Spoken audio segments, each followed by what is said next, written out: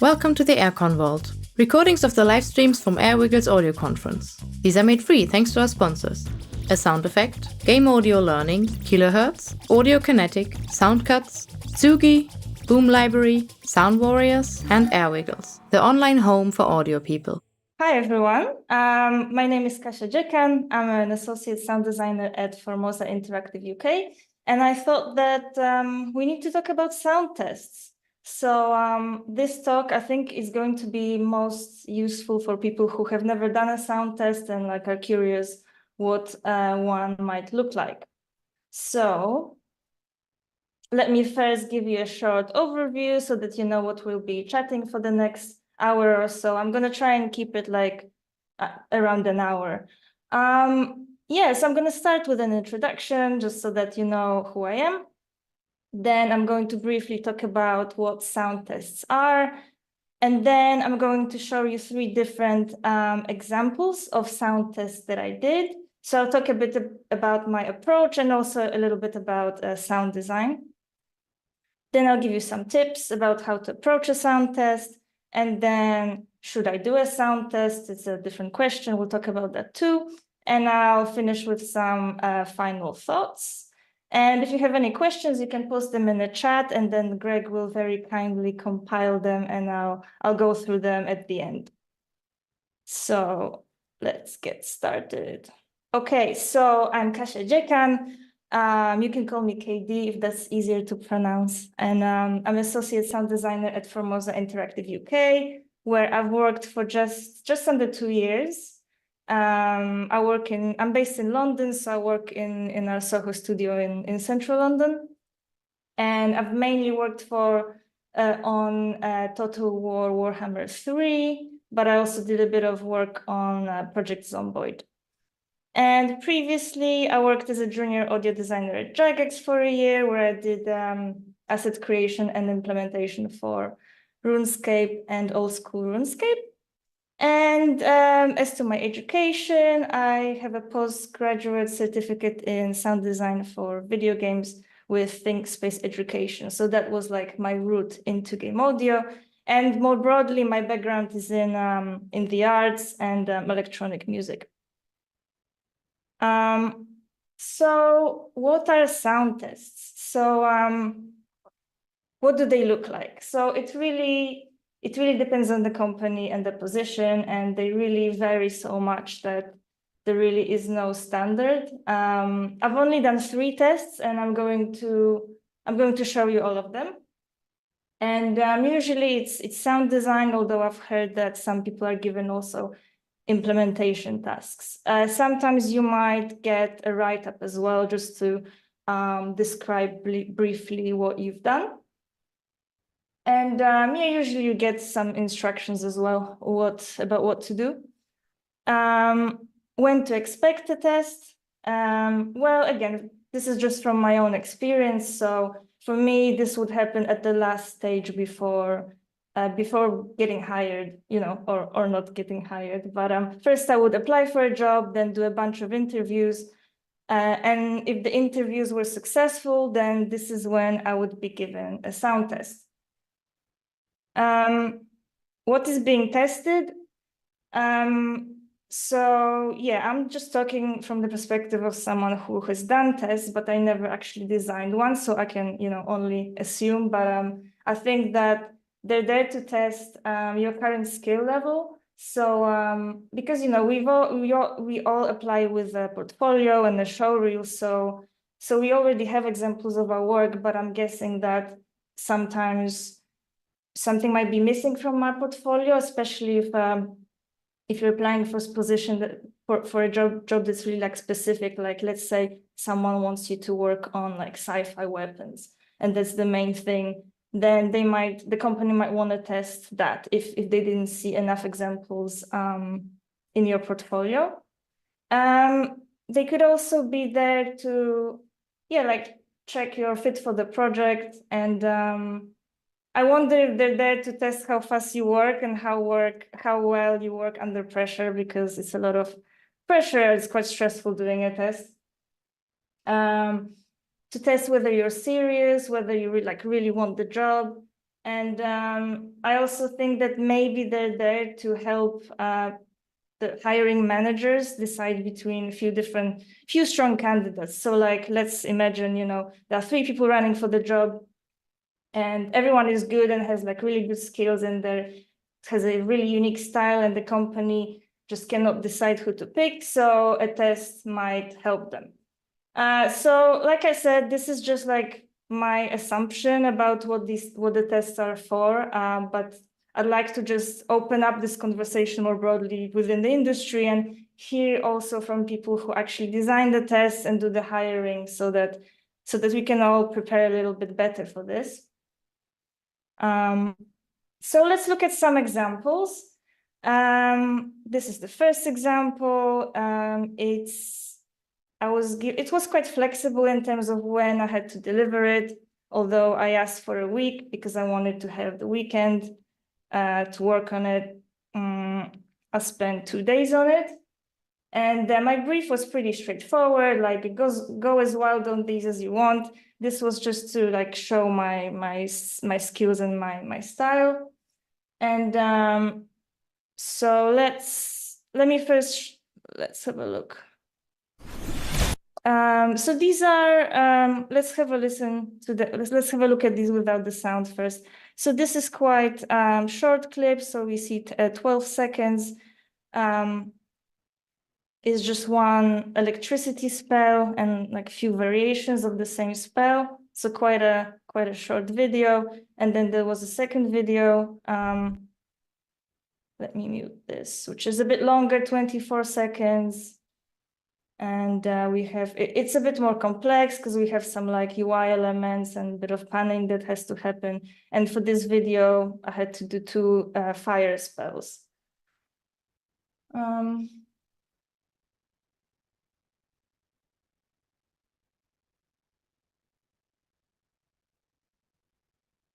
Yeah, so the way I approached this was first, so at the time I was a student, so I booked a meeting with my professor who helped me to deconstruct these spells so that before I did any work, I could analyze them with someone and like plan my work. So that was really helpful.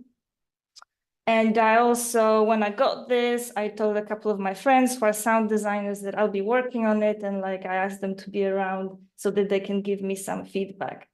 So let's listen to them. So this is what I delivered. Let me make this full screen.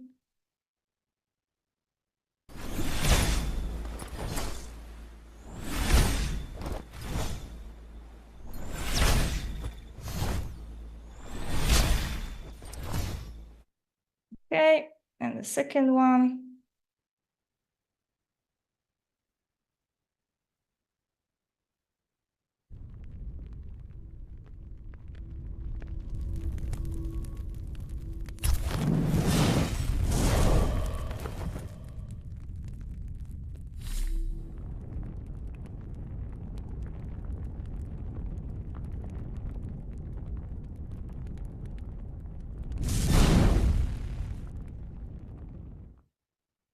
Okay, so for the first clip that I played you, the lightning bolt, this is pretty like straightforward. I think for this, I ended up making some source in Serum to kind of add something original to it. And like listening to it now, 2 years later, I can tell that there aren't really like enough variations between these different variations, but oh well, this is what I submitted. And the second clip, the fire, so this was quite difficult because like first when I saw it, I remember thinking, oh, well, it's just some fire. I'll throw in some fire sounds. It will be easy. But actually it was quite difficult to make it sound interesting because, a lot of fire is just noise. So how to make it sound like 2 different spells and also how to convey different like intensities of the fire. So I had to buy a sound library for that because I quickly realized that I didn't have enough different kinds of fire. So I think I got something from a sound effect for like $30 or something, just to have enough fire sounds to work with, and spent quite a lot of time trying to mix between different layers to, get some of like the low frequencies and also some of the details and try to blend between them. Also, it's a magic spell, so I added some like vocal elements to make it quite tonal, and also spent some time designing the UI. So when we have the moment where you hover over and try to place the fire, there's some synth kind of sounds that happen. Yeah, and at the time when I was working on this, I also asked my boyfriend for some. I asked him to have a listen, and even though he's not a sound designer, he told me, oh, like, he plays a lot of video games and watches a lot of movies, so I kind of trust him with my work. So he told me as I was working on it, oh, like your fire doesn't sound strong enough, and he told me to watch this. He gave me this movie as a reference. It's a movie called Backdraft, and so let's have a listen.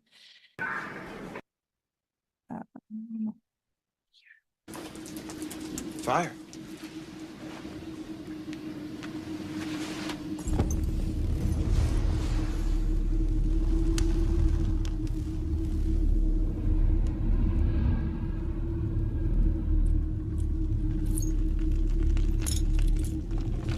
It's a living thing, Brian.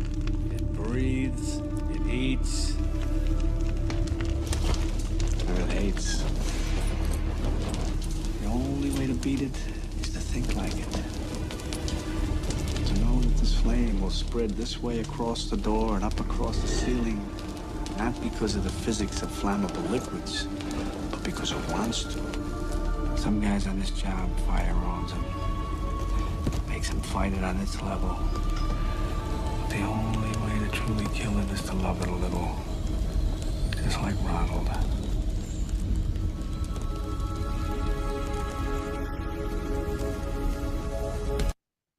Okay.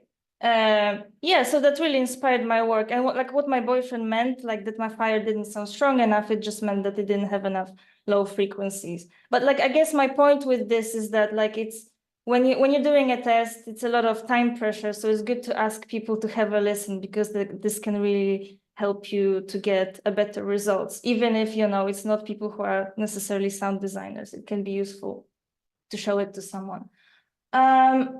Yeah, let me play this one again to sort of see how the Backdraft movie inspired this.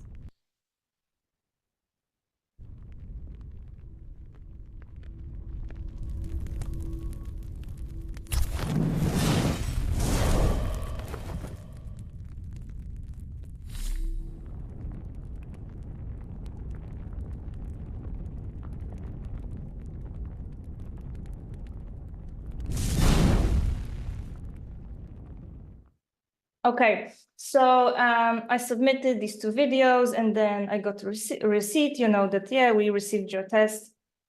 And yeah. So, and this was my favorite test of the ones that I did, because it's the shortest. And also it was good practice, because fire it comes up a lot in sound design. So it's it is useful to practice it. And it was a relevant test, because I ended up working on similar stuff. Cool. So let's move on to example number 2. So this, I was given a week to do it. I spent 3 days working on it, and it wasn't enough time. I still didn't finish it. But also what happened was that I was doing both of these tests at the same time. So this can happen, you know, like you apply for different jobs and then you get given tests. So then you kind of have to decide which job you want more, which test to prioritize.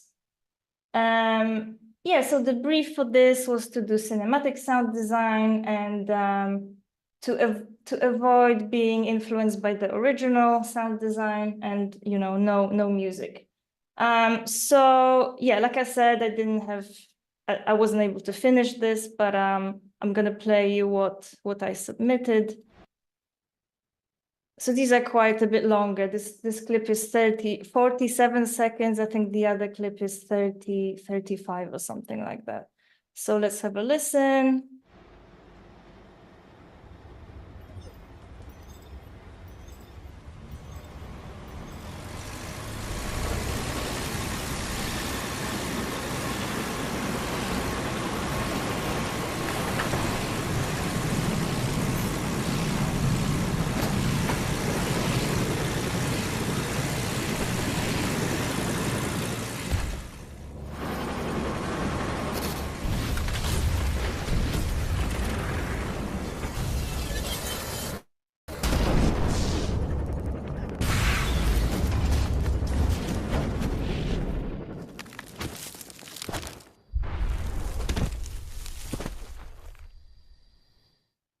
okay, video number 1. Let's see the second video.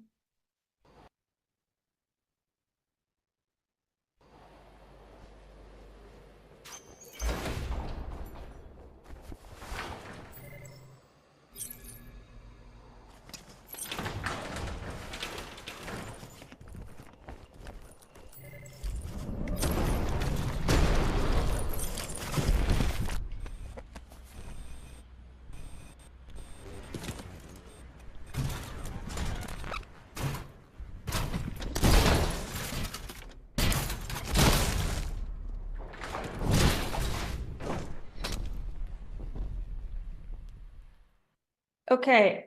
Yeah, so the challenges with this test were that it's a lot of work. So I kind of knew from the start that I wouldn't be able to complete it. So it was kind of difficult to know what to prioritize. And I also wasn't used to doing linear sound design, and I'm still not really used to doing that. I don't do that. So thinking about the different transitions and like having a good flow from scene to scene, things like that, I wasn't really good at. And I also don't really have a like workflow for cinematics. So yeah, that was quite difficult. And yeah, like you hear, a lot of details are missing. Some of the sounds are maybe not so, they don't really match the style because I was just using whatever the sounds that I had. And yeah, I also spent quite a lot of time designing a sound for a spaceship. Let me play you the spaceship here.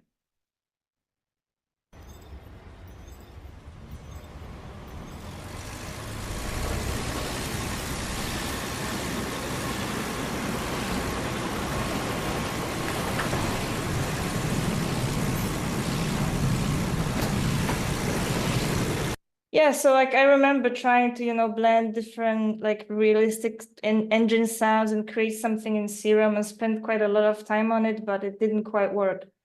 But there are also some good things about this test. So like it was quite fun to practice working in a sci-fi style, and I focused on the UI sounds. And actually, this was inspired by Greg's video that he made about recording metal objects and processing them to create UI. So yeah, so kind of this is the element I worked on quite a bit.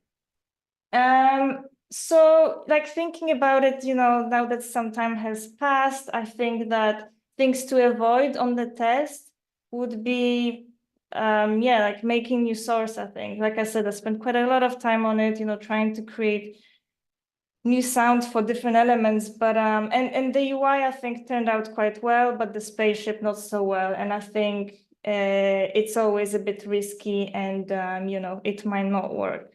But then I didn't have enough sound library, so kind of did what I thought was best at the time. Okay, let's move on to example number 3. This is the first test that I did. I was given a week to do it. I spent 6 days on it, which was, well, at the time I was really slow, but I was also lucky because I was on holiday, so I had all the time that I could dedicate to this. So so yeah, it took quite a while to complete. And I had the choice of 3 different videos that I could work with, and I had to do a write-up and write a little bit about how I would implement the sounds. Okay, let's have a listen. This is just under a minute.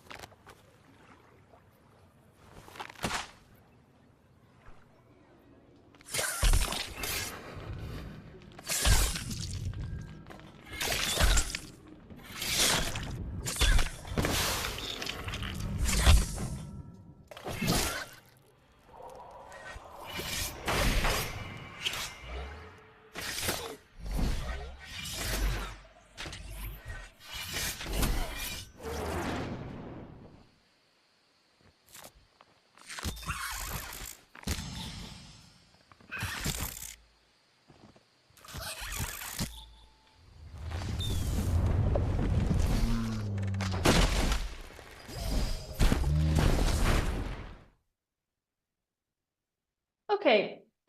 So as to my approach for this test, so yeah, I was able to choose from 3 different videos, which is quite nice. I think there was one clip that was more cinematic and one that was a bit more Foley based, and I chose this one because it just looked the most fun for me to work on. It had a lot of magic and creatures and combat elements, which I haven't done at the time, so it looked fun to practice. So I also kind of made it difficult for myself. I picked the one that was quite difficult, and I thought, well, I have the time, so I might as well, like learn from it. And similarly to the previous test, I ended up making quite a lot of new source for this, a lot of recordings, trying to record some knives for the swords, and learning some new techniques about processing, making like creature vocals. So yeah, I was also learning a lot of things as I was working on it. And what else? This test is not, unlike the previous one, this one is not a cinematic, which made it a bit easier for me. So these are just like scenes from the game, and there are different clips, but they are quite short. And so I kind of like this format because at the time I was doing a lot of sound design workshops, and this is kind of how we would work. We would redesign short clips. So I was kind of used to working in that way. So it was quite nice. And also, as I was working on it, I made sure to, again, like have people around who would give me some feedback. So shout out to Benedict, I think he's here. Yeah, so I was a student at the time, so yeah, I showed it to 3 different people who gave me a lot of notes, and it really helped to bring this to a better level. So yeah, at the time when I finished it, I felt really good about it. This was like the best I could do at the time, and I felt like, yeah, this is 100%. So I felt pretty good sending this over, because I thought, well, this is the best I could do. So yeah, and in terms of mistakes, again, like I spent quite a lot of time making new sounds for it. So I probably could have saved some time and maybe have some sounds ready to go. So the thought that I'm having is, if you're thinking of working for a specific studio that has a particular style, it could be a good idea to spend some time before a test, like preparing maybe a library to work with, or making your own source, or going through a sound libraries and figuring out, making like a little kit for yourself with some basic kinds of sounds, like maybe impacts and whooshes and I don't know, ambiances, so that when you're given a test, you already have something to work with, so you're not so surprised. Okay, yeah, so tips for tests. Read the brief. Usually there is a brief, so address the brief. Again, the tests that I've done were kind of like straightforward, just like do sound design, as much as you can. But sometimes you might get asked to just focus on one element, like, I don't know, Foley, for example. So then just focus on that and try to figure out what the company is after. And this is really, well, it can be difficult or impossible, but sometimes you might be able to get an idea. Like, let's say if you're applying somewhere and the main game of that studio is focused around creatures, then, maybe you want to focus on that. So try to like also figure out what they might want from you. Use time wisely. So like I said, I spent quite a lot of time with all these different tests, like creating new source and making new recordings, but it just takes a lot of time. So I think it's good to have some sounds that you like prepared ahead of time, if you can. Obviously, like you don't know what you're gonna get, but sometimes with some studios you might get an idea. And also, like, again, in some of these cases I had some time, so I chose to take this time to learn new techniques.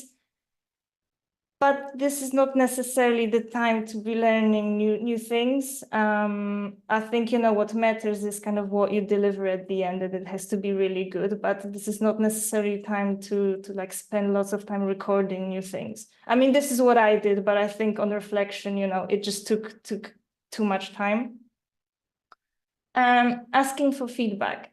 Yeah, so with each of these tests, I made sure I had, so none of these tests were under an NDA, so I could show them to people. And I always made sure I had some friends who are sound designers or, professors or other students who could give me notes.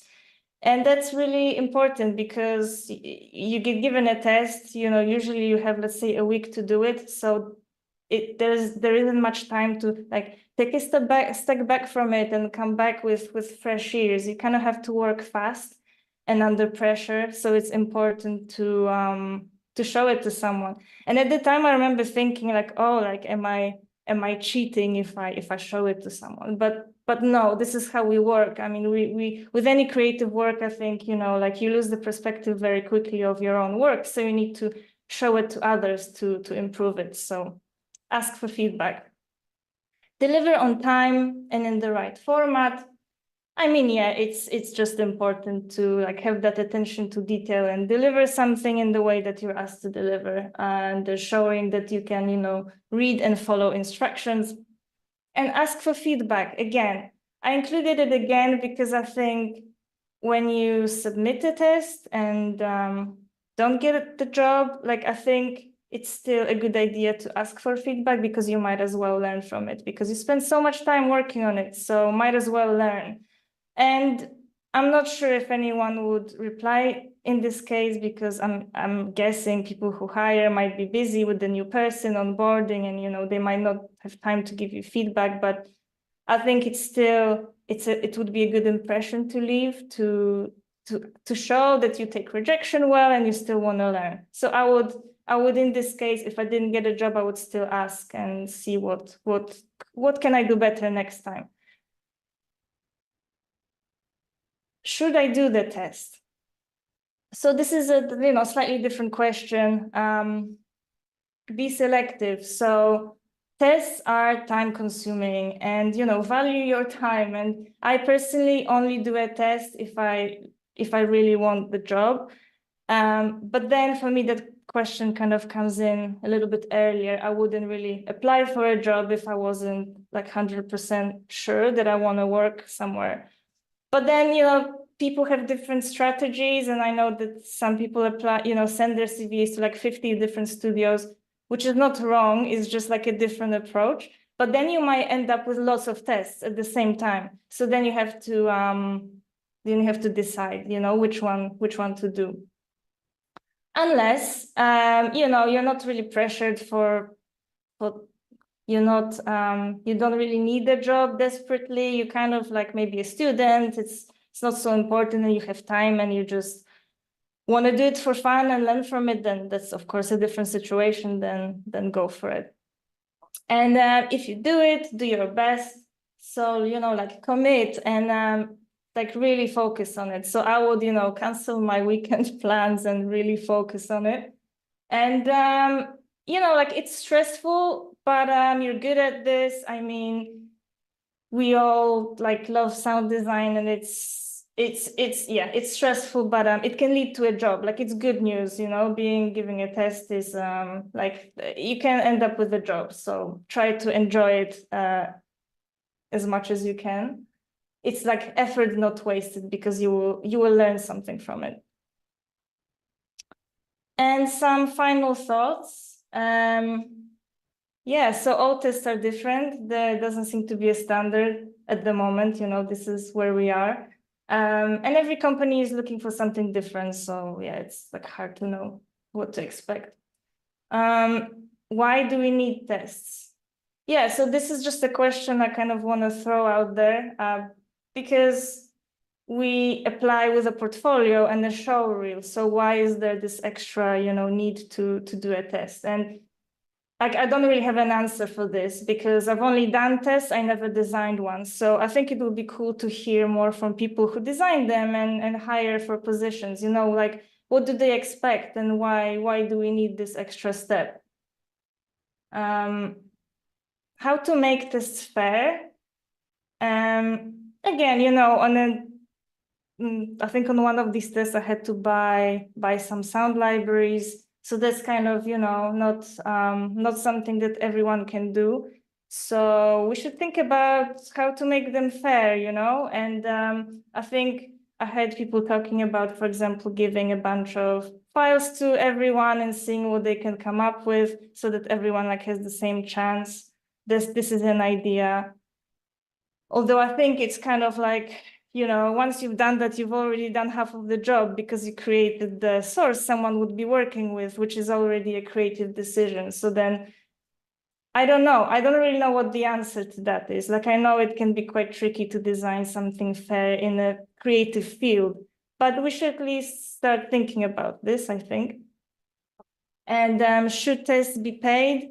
I've come across this only once, but again, it's something we should talk about, I think, because taking time off, you know, to do a test might not be an option for someone. You know, some people might, you know, look after children and maybe are not able to justify, you know, 2 days working on a test. So that would be like women most of the time. Or some people might be in like shitty jobs and they can't really ask their bosses to take time off, or maybe don't have the same flexibility as other people. So yeah, this is like another thing that I think would be good to talk about. And I think that if tests are not paid, then at least they should be short. Okay, so let's have a look at some questions. See if Greg has anything for me. From Valerie. Okay. Related to tools and having little time to deliver sound tests, what are your resources to use for processing? I mean, I think I can't really answer that because it really depends what, you know, what specifically I would be making for processing. Yeah, like it really depends on the style and the kind of sound that I want to create. So like I don't have like one answer to that. Another question. Is time prioritized over quality? Would someone who submits their test quicker with a decent mix be prioritized over someone who takes the entire period?